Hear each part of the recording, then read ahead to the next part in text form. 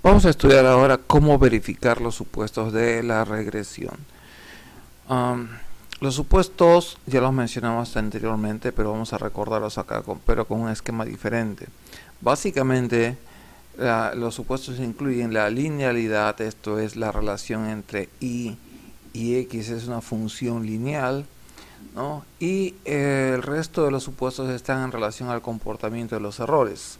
Primero, que el error es aleatorio, esto es, no es predecible, que está distribuido normalmente, que su media es 0 y que tiene una varianza independiente. Estos son los supuestos que vamos a tratar de verificar. Ahora, ¿por qué verificar estos supuestos? Sencillamente porque si los supuestos no se cumplen, corremos el riesgo de que los errores sean muy grandes, lo que aumentan los riesgos en las conclusiones, de que las conclusiones sean erróneas realmente. También se puede producir sesgos en los estimados, lo que podría invalidar cualquier predicción que se haga respecto a la variable dependiente. Y finalmente, y lo más importante tal vez, es si los supuestos no se cumplen, las pruebas de significancia que hemos visto no serían válidas. Una de las herramientas más útiles para esta tarea es el análisis gráfico de los residuales. Este análisis sirve para verificar si se cumplen los supuestos del modelo de una manera fácil, de una manera simple y muy visible. Normalmente se consideran conclusiones subjetivas, pero en muchos casos resulta ser bastante efectivas, ¿no? Existiendo además algunas estadísticas o pruebas que adicionan y complementan este análisis. Para el análisis de los gráficos, la mayoría de los paquetes estadísticos proveen la opción de guardar los errores y los valores estimados de la regresión. Estos errores son los residuales, así los llamamos también. Son uno de los principales elementos que vamos a analizar en el análisis de los residuales, obviamente, y en conjunto con la otra variable que es el valor estimado, ¿no? Aquel que resulta de calcular, de reemplazar a bx en cada uno de los valores de x. Noten que va a existir un valor de error y un valor de estimado por cada observación que haya tenido la regresión. Acá tenemos un gráfico muy simple de el error versus el estimado. Tal vez sea el gráfico el más usado, o el primero que deberíamos estar verificando. Básicamente lo que hace es permitir verificar la aleatoriedad de los errores y ver si es que la varianza se mantiene constante. Para verificar esto deberíamos percibir que en toda esta zona, noten que el conjunto de datos está centrado alrededor de 0, que es una propiedad también de los residuales, de los errores, pero no deberían formar ningún patrón, ¿no? Y más aún, la variabilidad, como ustedes pueden ver, debería mantenerse constante. Normalmente se va a mantener entre 2 y menos 2. Sin embargo, siempre es posible que existan algún valor extremo, digamos, tal como ¿ok?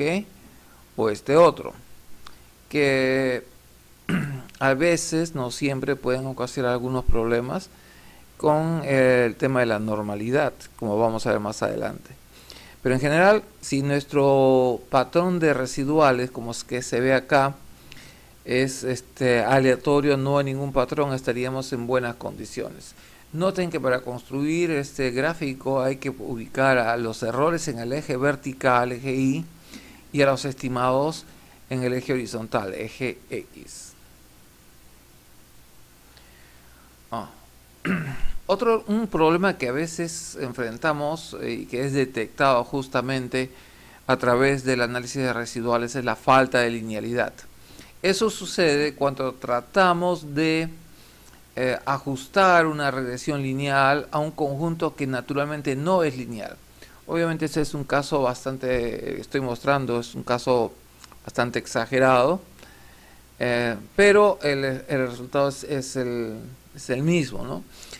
Cuando ustedes hagan el análisis de residuales después de hacer esta regresión, lo que van a encontrar es que los residuales han formado un patrón justamente por la falta del ajuste, por la falta de algún ajuste correcto, quiero decir, ¿no? Entonces ya no tendríamos un patrón aleatorio de residuales. Otro caso que podemos detectar con el análisis de residuales gráfico es la falta de varianza constante. Como ustedes pueden ver en este caso, los residuales aumentan su variabilidad a medida que X aumenta. ¿Okay? En este caso tenemos un problema que se llama heteroceasticidad. Es un problema complejo, su tratamiento no lo vamos a ver en este curso, pero sí se podría estudiar en cursos de econometría intermedia o avanzada. Otro caso es la falta de aleatoriedad debida a la autocorrelación. Este problema se detecta normalmente cuando hacemos regresiones con datos que se dan en el tiempo, datos temporales. Por ejemplo, en este caso estoy graficando acá el PBI a lo largo del tiempo, ¿no? El PBI basado en el índice del 94. Como pueden ver, hay una tendencia. Si nosotros quisiéramos hacer una regresión con estos datos temporales, vamos a observar algo como esto. Ustedes pueden ver, acá hemos graficado los residuales, como ustedes van a ver acá, los errores, versus el tiempo o la secuencia, porque cuando los datos son temporales ya existe un orden preestablecido y ustedes pueden ver rápidamente que se forman ciertos patrones, ¿no? Ciertos ciclos, digamos, que son indicadores de que hay una autocorrelación, ¿no? Este patrón, repito, se da cuando el análisis son con datos temporales. Otra herramienta, además del plot de residuales, es el histograma de esos errores o de los errores o los residuales, como quieran llamarlos. Este es un caso donde hemos hecho una regresión con el caso de los datos de automóviles.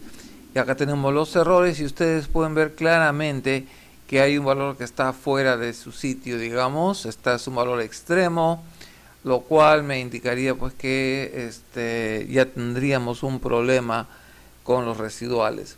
Si los residuales son normales, lo obvio es que esta campana que estoy mostrando acá tenga justamente la forma de una distribución normal. Una alternativa al histograma es usar el plot de residuales, como lo estudiamos al inicio del curso, ¿no? En este caso, si los residuales se acomodan a lo largo de esta recta roja, nosotros vamos a ver que podríamos decir que los residuales conforman o están comportándose conforme a una distribución normal. Este no es el caso en este ejercicio. Como ustedes pueden ver, tenemos valores extremos nuevamente, valores que se alejan tanto en una cola como en la otra, lo cual justamente sería señal de que los datos no son normales, como lo había indicado justamente el histograma. En conclusión, podríamos decir que estas herramientas que acabamos de ver son herramientas bastante fáciles, útiles, y nos permiten hacer una comprobación que es obligada siempre en el caso del análisis de regresión, ¿no? Es obligado a hacer ese análisis para verificar y para dar validez a los resultados que podamos obtener. Y en este caso las herramientas gráficas resultan ser bastante útiles y, como dije, son congruentes con técnicas más sofisticadas, algunas de las cuales vamos a ver más adelante. Esta es una de esas pruebas, la prueba de la normalidad. Si bien puedo yo usar el histograma o el plot normal para verificar la normalidad, puedo usar también una prueba estadística. Una de esas pruebas, bastante conocida y bastante potente, es la prueba llamada de Harke-Vare, dos autores que la inventaron. La hipótesis nula en esta prueba es que los errores son normales, mientras que en la hipótesis alternativa me dice que los errores no son normales. Y como de costumbre, la decisión en esta prueba de hipótesis se va a tomar a base de un valor de probabilidad. Bueno, dependiendo del software, del paquete que ustedes usen, vamos a encontrar siempre alguna prueba que está relacionada con la normalidad, y guardando los datos de los errores podemos hacer la prueba. La prueba JB o Harke-Vera, como la llamamos, no es la única. En Z este resultado se produce automáticamente. En otro software aparecen otras pruebas, pero en muchos casos son opciones adicionales.